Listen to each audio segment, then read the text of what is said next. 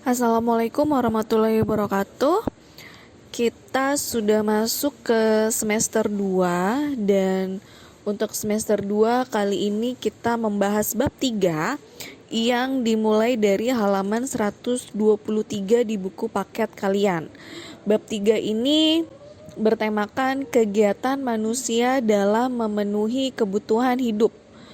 Nah, bab ini akan kita bahas dari awal semester 2 sampai dengan PTS yang kedua. Jadi bab ini lumayan banyak materinya. Jadi ibu harap kalian bisa berkonsentrasi untuk memahaminya lebih dalam.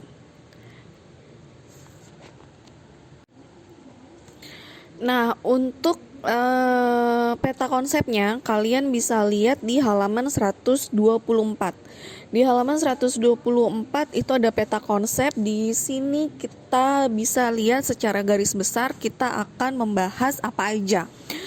Kamu lihat di peta konsep terus di halaman 124 itu ada kebutuhan. Kita akan membahas kebutuhan itu juga banyak lagi macamnya. Lalu ada motif, prinsip, dan tindakan ekonomi. Lalu selanjutnya itu ada kegiatan ekonomi yang terdiri dari produksi, distribusi, dan konsumsi. Lalu selanjutnya ada peran ilmu pengetahuan dan teknologi juga. Di situ kita akan mempelajari permintaan dan penawaran pasar. Permintaan, penawaran, dan pasar. Lalu ada peran kewirausahaan, lalu juga ada kesejahteraan manusia. Kita akan bahas satu persatu pelan-pelan di slide berikutnya. Permasalahan pertama dalam hal ekonomi itu adalah kelangkaan. Kebutuhan manusia semakin hari semakin banyak, sedangkan sumber daya yang digunakan untuk memenuhi kebutuhan manusia itu sendiri tidak sebanding dengan jumlah manusianya. Nah, coba kamu pikirkan, apa aja sih kebutuhan yang perlu dipenuhi? Baik diri kamu sendiri maupun kebutuhan keluarga kamu. Pasti banyak banget. Dibandingkan dengan manusia pada zaman dulu yang primitif atau manusia zaman zaman dahulu, manusia hanya membutuhkan kebutuhan yang bersifat sederhana atau primer, yang pokok aja, seperti makanan, tempat berteduh, alat masak atau peralatan memasak, dan juga berburu serta pakaian. Jadi perbedaan antara zaman dulu dengan zaman sekarang atau perbedaan beberapa tahun yang lalu dengan tahun sekarang seiring perkembangan zaman menambah kebutuhan manusia. Semakin berkembangnya zaman dan teknologi, kebutuhan manusia akan semakin banyak dan beraneka ragam. Di sisi lain, sumber daya untuk menghasilkan barang dan jasa yang dibutuhkan itu sangat terbatas. Nah, kondisi seperti inilah yang menyebabkan kelangkaan. Salah satu contoh sumber daya yang semakin hari semakin sedikit, misalkan contohnya minyak bumi dan gas alam, misalkan seperti itu. Di zaman sekarang banyak perusahaan yang akhirnya mengembangkan mobil listrik. Kenapa? Karena barang tambang seperti minyak bumi, gas alam, atau bahan bakar yang lain itu semakin hari semakin menipis. Oleh karena itu mereka membuat yang namanya mobil listrik yang sumber dayanya bisa diperbarui. Itu adalah salah satu cara manusia untuk mengatasi kelangkaan. Selanjutnya kita akan membahas tentang kelangkaan sumber daya. Kelangkaan sumber daya menyebabkan kurangnya pemenuhan kebutuhan manusia. Nah, apa aja sih sumber daya yang dimaksud? Yang pertama, itu ada sumber daya alam. Sumber daya alam adalah segala sumber daya yang tersedia di alam untuk pemenuhan kebutuhan manusia. Sumber daya alam ini jumlahnya terbatas. Oleh karena itu kepunahan sumber daya alam akan menimbulkan malapetaka atau bencana. Contohnya, beberapa waktu yang lalu di luar kota itu terjadi bencana alam, banjir bandang. Nah, penyebab banjir bandang itu apa sih? Penyebab banjir bandang itu adalah tanah longsor diikuti dengan hujan yang deras. Akhirnya banjirnya itu tidak cuma banjir air aja, tetapi banjirnya itu juga meliputi lumpur, tanah, lalu ada balok-balok kayu yang besar, juga ada batu-batu juga yang besar, mengiringi banjir yang biasanya itu banjir air. Nah, penyebabnya itu apa? Penyebabnya adalah kurangnya kekuatan tanah untuk menampung air hujan. Nah, air hujan itu ditahannya itu dengan apa? Ditahannya itu dengan akar-akar pohon yang kuat. Jadi, kalau misalkan satu daerah atau satu perbukitan gundul, dalam artian tidak ada pepohonan yang hijau, pohon-pohonnya yang ditanam itu akarnya tidak kuat, menyangga tanah. Jadi pada saat hujan turun itu bukan hanya airnya tidak menyerap, tetapi airnya itu juga membawa tanah-tanahnya ikut turun. Semakin besar curah hujannya, maka akan semakin besar juga banjir bandangnya. Itu salah satu contoh punahnya sumber daya alam yang mengakibatkan malapetaka. Bukan punah sih, tapi tidak dijaga keberlangsungan sumber daya alam tersebut. Lalu yang kedua itu ada sumber daya manusia atau tenaga kerja. Nah, kelangkaan sumber daya manusia itu terletak pada gaji atau upah untuk membayar tenaga kerja jika menggunakan tenaga mereka. Semakin pintar, semakin ahli tenaga kerja, maka biayanya untuk mendapatkan jasa mereka atau menggunakan jasa mereka itu akan semakin besar. Contohnya, kalau kamu pergi ke rumah sakit, itu biaya dokter umum dengan biaya dokter spesialis itu akan berbeda. Contoh, misalkan kamu ke rumah sakit ke dokter umum, biayanya misalkan satu kali konsultasi biaya dokter umum adalah 80.000 atau misalkan 100.000. Tetapi kalau misalkan kamu pergi ke dokter spesialis, misalkan dokter spesialis bedah, maka harganya bisa lebih mahal, antara sekitar 250 sampai 300.000. Kenapa? Karena dokter umum dengan dokter spesialis bedah itu lebih sedikit dokter spesialis bedah. Kenapa? Karena biaya pendidikannya lebih mahal. Orang yang mengambil profesi dokter bedah itu juga lebih sedikit. Lalu dokter bedah pun juga ada spesialisnya tersendiri, misalkan spesialis bedah paru atau spesialis bedah jantung, maka biaya per konsultasinya akan lebih mahal lagi, bisa di atas 500.000. Kenapa lebih mahal? Karena orang yang mempunyai keahlian tersebut, orang yang spesialis di bidangnya itu sangat sedikit. Itu contoh dari langkanya sumber daya manusia. Dan yang ketiga adalah sumber daya modal. Nah, sumber daya modal ini mungkin kamu baru dengar ya. Sebenarnya apa sih sumber daya modal itu?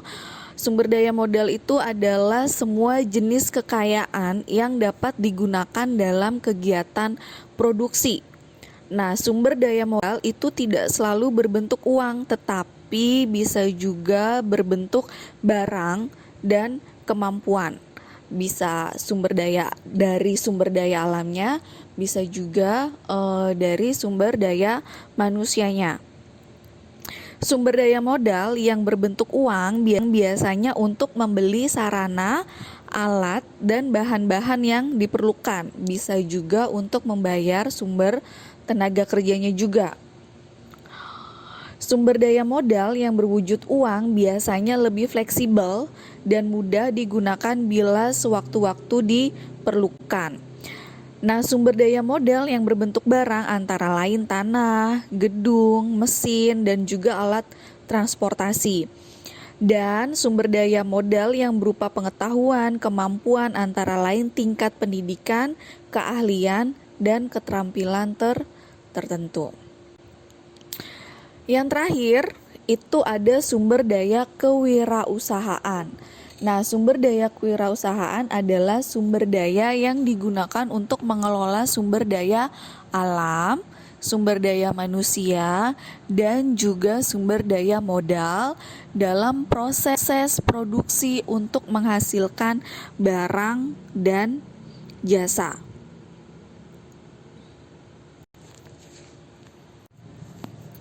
Seiring perkembangan zaman yang semakin modern, manusia selalu berusaha untuk menambah dan meningkatkan alat pemuas kebutuhan manusia. Namun, perkembangan alat pemuas kebutuhan manusia masih kalah dengan perkembangan kebutuhan manusia semakin banyak dan kompleks. Hal inilah yang menimbulkan kelangkaan tidak akan pernah berakhir. Nah, untuk mengatasi kelangkaan tersebut, usaha-usaha apa aja sih yang dapat dilakukan manusia? Nah, yang pertama itu kita bisa meningkatkan sumber daya manusia dalam menggali dan memanfaatkan sumber daya yang sudah ada. Lalu yang kedua, berlaku arif dan bijaksana sehingga dapat bertindak secara efektif dan efisien dalam menggunakan sumber daya. Atau bisa dikatakan kita bisa menghemat dengan sumber daya yang ada, tidak terlalu boros, sehingga kelangsungan sumber daya alam yang ada itu bisa terjaga dengan baik. Lalu yang ketiga, mengganti alat pemenuhan kebutuhan yang jumlahnya sedikit atau yang harganya mahal. Contoh, kita bisa menghasilkan listrik bukan dari sumber daya tambang atau dari bahan tambang seperti minyak bumi atau gas alam, tetapi bisa juga menggunakan tenaga yang dapat diperbarui atau bahkan gratis. Misalkan listrik berdasarkan tenaga surya. Lalu bisa juga listrik yang menggunakan tenaga angin. Kita menggunakan kincir angin seperti di negara Belanda. Itu bisa dijadikan sebagai salah satu cara untuk menghemat sumber daya alam yang terbatas. Lalu yang keempat, kita dapat memproduksi barang-barang baru dengan alat produksi yang telah ada. Lalu yang kelima, menyusun skala prioritas. Apa aja sih yang benar-benar dibutuhkan dan apa aja yang sebenarnya kita bisa menunda kebutuhan itu, atau sebenarnya itu cuman keinginan aja, bukan kebutuhan. Itu kita bisa susun sesuai dengan prioritas yang kita butuhkan. Nah, sekarang kita akan membahas tentang kebutuhan manusia. Apa sih yang dimaksud dengan kebutuhan? Kebutuhan itu adalah hasrat dari dalam diri manusia yang harus dipenuhi, dan jika tidak terpenuhi dapat mempengaruhi atau mengancam kelangsungan hidupnya. Nah, kebutuhan itu bersifat terbatas. Artinya, kebutuhan itu harus dipenuhi karena semata-mata hanya untuk mempertahankan kelangsungan hidup. Nah, berbeda dengan keinginan. Kalau keinginan itu tidak terbatas. Nah, perbedaannya di mana sih antara kebutuhan dengan keinginan? Contoh dalam hal makan. Kita sebagai manusia itu butuh makan, butuh makanan. Apabila seseorang tidak mampu memenuhi kebutuhan makannya, maka akan dipastikan orang tersebut akan terancam kelangsungan hidupnya. Itu namanya kebutuhan. Nah, selanjutnya setelah ada makanan, seperti ada nasi, ada lauk, lalu orang tersebut mempunyai keinginan untuk misalkan lauknya telur ceplok atau misalkan lauknya pengen ayam atau rendang. Nah, itu keinginan, tetapi kebutuhan itu makanan. Misalkan hanya ada nasi, ya udah berarti untuk memenuhi kebutuhan manusia itu harus makan nasi aja cukup. Makan nasi misalkan hanya dengan tempe, adanya tempe, hanya dengan tempe itu cukup. Tetapi kalau keinginan kamu pengen ada sayur, misalkan sayurnya pengennya sayur bayam, terus pengen ada sambal, misalkan sambalnya sambal terasi, lalu pengen juga ada ayamnya, pengen juga ada lantimunnya, nah itu keinginan. Tapi kalau kebutuhan makan, misalkan nasi hanya dengan tempe itu cukup, nah itu sudah memenuhi kebutuhan kamu. Tapi kalau memenuhi keinginan kamu, bisa aja kamu nggak pengen nasi, pengennya makannya pizza, pengennya makannya indomie, pengennya makannya ayam geprek. Nah itu keinginan. Jadi perbedaannya kebutuhan dengan keinginan adalah kebutuhan adalah yang mendasar, yang diperlukan oleh kamu, kebutuhan yang paling dasar. Tapi kalau keinginan itu tidak terbatas. Kalau keinginan, kebutuhan, nah jika kebutuhan itu terpenuhi dapat menimbulkan kepuasan baik jasmani maupun rohani. Jadi kalau misalkan kebutuhan kamu terpenuhi, keinginan kamu terpenuhi, maka dalam diri kamu akan menimbulkan rasa senang. Jadi kalau misalkan kamu pengen makan, terus keinginan kamu adalah makan burger atau makan pizza, setelah terpenuhi rasa kebutuhan kamu dan rasa keinginan kamu, pasti kamu akan merasa puas, merasakan senang.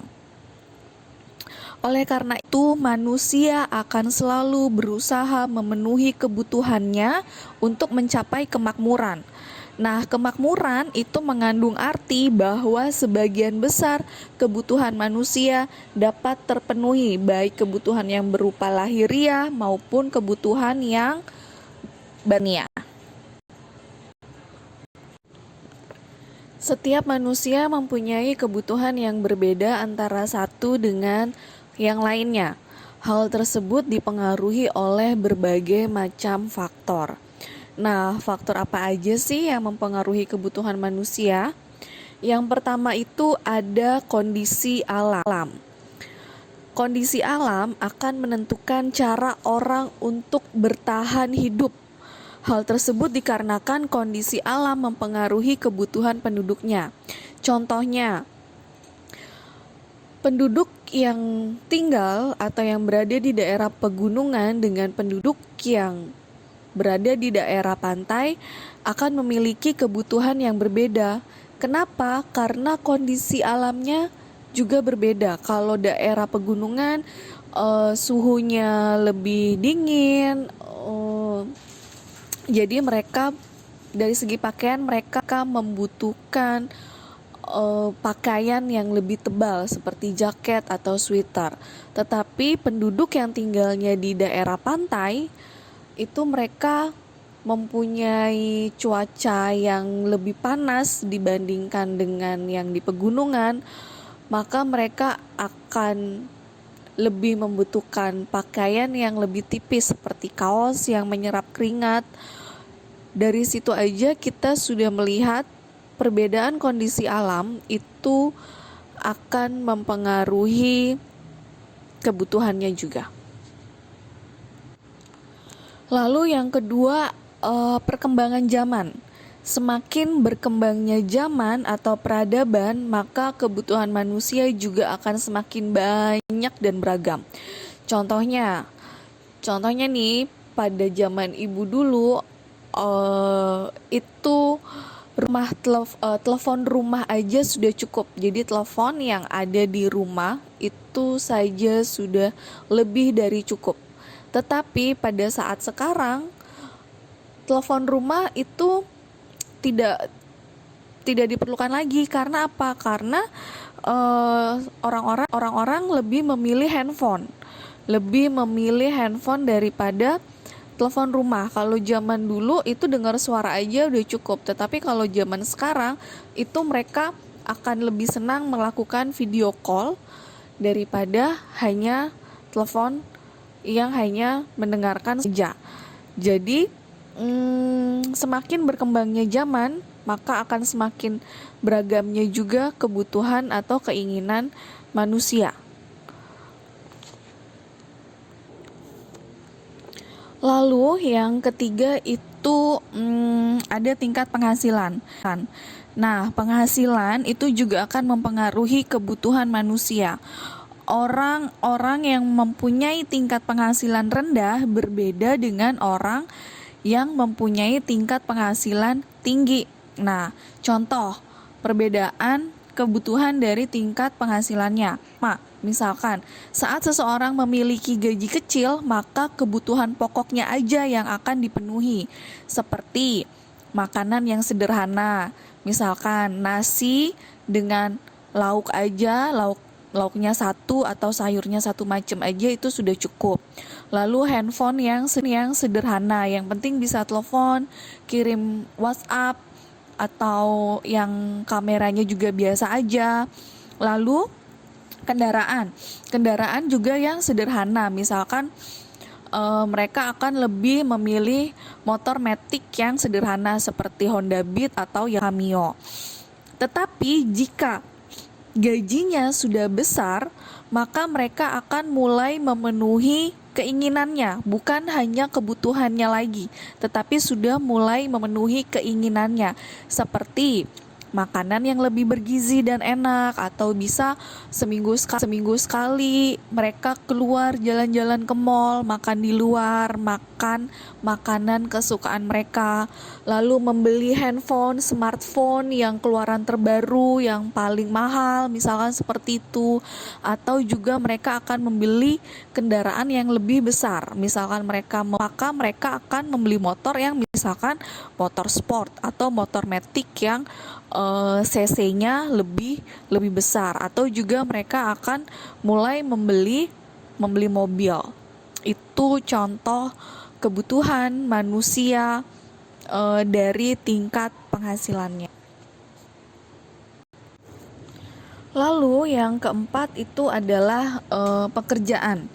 Jenis pekerjaan yang berbeda akan menentukan kebutuhan yang berbeda juga. Contohnya yang paling gampang adalah seorang nelayan itu pasti membutuhkan perahu dan jaring untuk mencari ikan. Nah, sedangkan seorang petani itu tidak membutuhkan perahu, tidak membutuhkan jaring ikan, tetapi yang dibutuhkan petani adalah traktor atau cangkul atau sapi yang membantu petani untuk membajak sawah, untuk mengolah pertaniannya.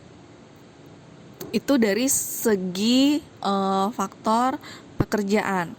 Lalu dari agama dan kepercayaan. Nah, setiap agama dan kepercayaan mempunyai cara sendiri-sendiri dalam menjalankan ajarannya, dan kita harus menghormati satu dengan yang lainnya. Nah, untuk menjalankan ajarannya, tiap agama juga memerlukan kebutuhan yang berbeda-beda. Contohnya, pada saat hari raya Idul Adha, orang yang beragama Islam akan membutuhkan hewan kurban untuk menjalankan ajarannya. Tetapi berbeda dengan yang menganut agama Kristen. Pada saat Natal atau akhir tahun, mereka membutuhkan pohon Natal untuk merayakan acara besarnya, yaitu perayaan Natal. Dan yang keenam itu ada adat istiadat. Setiap tempat itu mempunyai adat istiadat yang berbeda. Nah, perbedaan adat istiadat tersebut akan menentukan perilaku juga kebiasaan penduduknya. Perilaku itu mempunyai Perilaku dan kebiasaan yang berbeda itu juga menyebabkan kebutuhan yang berbeda juga. Misalkan, pelaksanaan cara pernikahan antar daerah memiliki ritual yang berbeda-beda, sehingga kebutuhannya untuk acara pernikahannya itu pun juga berbeda-beda, baik dari bajunya, baik dari make upnya, baik dari aksesorisnya. Itu pasti akan punya perbedaan antara satu daerah dengan daerah yang lainnya. Lalu yang ketujuh itu umur. Nah, umur juga sangat mempengaruhi kebutuhan manusia. Kebutuhan pada saat masih bayi berbeda, kebutuhan anak-anak berbeda, kebutuhan remaja berbeda, kebutuhan dewasa berbeda, kebutuhan orang tua juga itu berbeda. Orang yang telah dewasa akan mempunyai kebutuhan yang lebih banyak dan beragam daripada bayi. Ketika masih bayi, kebutuhan yang utama adalah ASI atau susu, lalu baju bayi, bedak, popok, kebutuhan dasar, kebutuhan pokok. Tetapi orang dewasa mempunyai kebutuhan yang semakin kompleks. Misalnya mereka butuh untuk bekerja, untuk mengurus rumah tangganya, untuk memenuhi kebutuhan barang dan jasanya. Jadi perbedaan umur itu juga mempengaruhi kebutuhan manusianya. Nah, yang terakhir itu ada tingkat pendidikan. Tingkat pendidikan yang berbeda antara manusia yang satu dengan manusia yang lain akan memengaruhi perbedaan pola pikir di antara mereka. Nah, perbedaan pola pikir tersebut dapat memenuhi perbedaan kebutuhan di antara mereka. Dalam hal ini, orang yang berpendidikan SD akan mempunyai kebutuhan yang berbeda dengan orang yang berpendidikan SMP, SMA, atau perguruan tinggi. Secara garis besar, kebutuhan manusia dapat kita bagi menjadi beberapa kelompok. Yang pertama, kebutuhan menurut tingkat kepentingannya atau menurut intensitasnya, lalu menurut sifatnya, lalu selanjutnya ada menurut waktu pemenuhannya, lalu menurut subjeknya, dan menurut wujudnya. Nah, yang pertama kita akan membahas kebutuhan manusia berdasarkan intensitasnya atau kepentingannya. Yang pertama itu ada kebutuhan primer. Jadi, menurut intensitasnya atau menurut tingkat kepentingannya, kebutuhan manusia itu ada 3. Yang pertama ada kebutuhan primer, kebutuhan sekunder, dan kebutuhan tersier. Yang pertama adalah kebutuhan primer. Kebutuhan primer yaitu kebutuhan yang menjadi prioritas utama manusia untuk kelangsungan hidupnya. Ada pendidikan, ada makanan, ada tempat tinggal atau tempat berlindung, pakaian, dan juga pengobatan. Kalau zaman dulu itu hanya ada 3, makanan, tempat tinggal atau tempat berlindung, dan pakaian. Tapi seiring berkembangnya zaman, kebutuhan pokok atau kebutuhan primer itu ditambahkan dengan pendidikan dan pengobatan. Lalu ada kebutuhan sekunder. Nah, kebutuhan ini yang berkaitan dengan menciptakan atau menambah kebahagiaan hidup. Karena apa? Karena kebutuhan primernya sudah terpenuhi. Jadi sebenarnya kebutuhan sekunder ini bisa ditunda sebelum kebutuhan primernya dipenuhi. Jadi jangan terbalik ya. Kebutuhan primernya dulu yang dipenuhi, kebutuhan pokoknya dulu dipenuhi, baru kita bisa memenuhi kebutuhan sekunder kita. Jangan kebutuhan sekundernya yang dipenuhi, tetapi kebutuhan pokoknya atau kebutuhan primernya itu dikesampingkan. Contoh, televisi, lalu rekreasi seperti jalan-jalan ke mall atau ke tempat yang lain, jam tangan, dan aksesoris di baju atau skincare itu bisa ditunda jika kebutuhan pokok seperti pakaian, makanan, dan pendidikan itu belum tercapai. Jadi harus menentukan prioritas mana yang primer, mana yang sekunder. Lalu yang terakhir itu ada kebutuhan tersier. Nah, kebutuhan tersier ini adalah kebutuhan akan barang-barang mewah. Kebutuhan ini akan terpenuhi jika kebutuhan primer, sekundernya sudah terpenuhi, dan kebutuhan tersier ini bersifat prestis. Artinya orang-orang yang dapat memenuhi kebutuhan ini akan terangkat derajatnya atau martabatnya lebih terpandang. Misalkan pendidikan.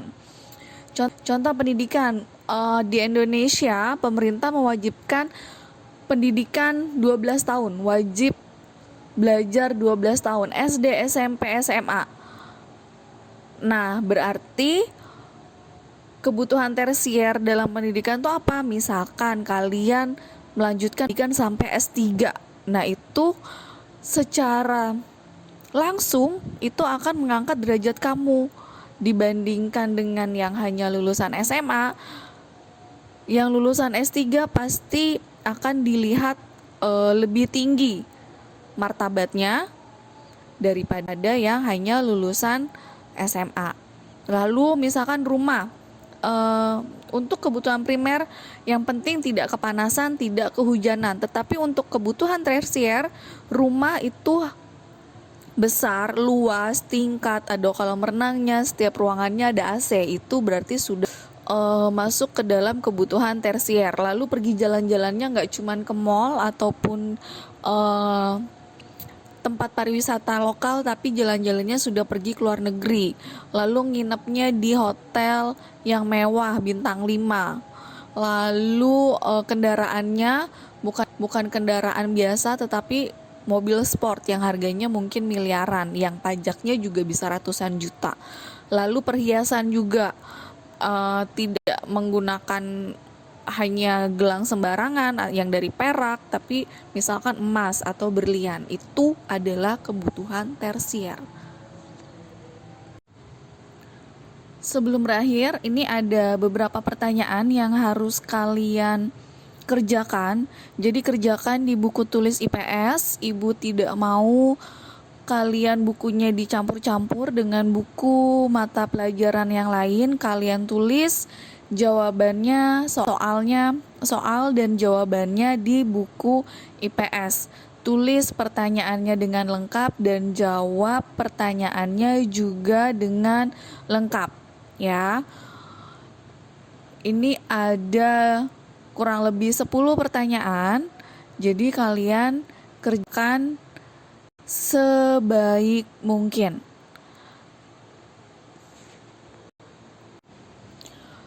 Untuk kali ini Ibu cukupkan dulu materinya. Semoga kalian bisa mengerti dan memahami apa yang Ibu sampaikan. Jika ada pertanyaan bisa ditanyakan langsung kepada Ibu. Ibu ucapkan terima kasih sekali lagi atas perhatiannya. Assalamualaikum warahmatullahi wabarakatuh.